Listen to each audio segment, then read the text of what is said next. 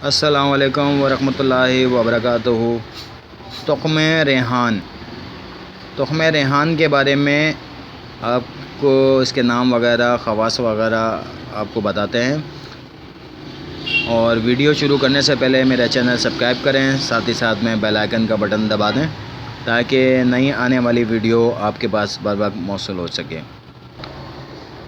تخم ریحان فارسی میں تخم ریحان کہتے ہیں، عربی میں تخم شاسفرم کہتے ہیں، بذور الریحان بھی کہتے ہیں اس کو۔ بنگالی میں اس کو توک ماری کہتے ہیں، ہندی میں پیری کے بیج کہتے ہیں، سندھی میں نازو کے بیج کہتے ہیں، یعنی کہ نازو کہتے ہیں تلسی کے بیج کو۔ انگریزی میں اس کو کہتے ہیں سیڈر آف اوسی بم بیلیکم۔ یہ تلسی کی ایک قسم نازبو کے چھوٹے چھوٹے سیاہ رنگ کے مشہور بیج ہوتے ہیں۔ اگر تھوڑی دیر منہ میں رکھیں یا پانی میں بھگو دیں تو یہ پھول کر سفید لعابدار ہو جاتا ہے۔ رنگ اس کا سیاہ ہوتا ہے، ذائقہ پھیکا لعابدار، مزاج گرم و خشک، درجہ اول، مقدار اس کی 5 ماشا سے 7 ماشا ہے۔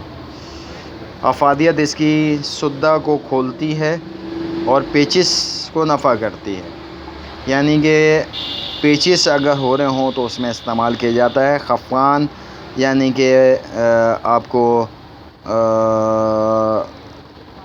یعنی کہ یرکان وغیرہ میں استعمال کیا جاتا ہے۔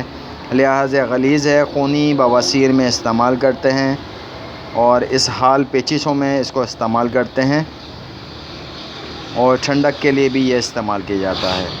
تلسی اور نازبو دونوں کا فارسی اور عربی مشترکہ نام ہے اور شاسفرم ہے، کیونکہ یہ آپس میں قریب ہیں۔ شکل میں تخم ریحان تخم السی اور تخم بادرنج بویا سے ملتی جلتے، مگر تخم ریحان ان سے بڑے ہوتے ہیں۔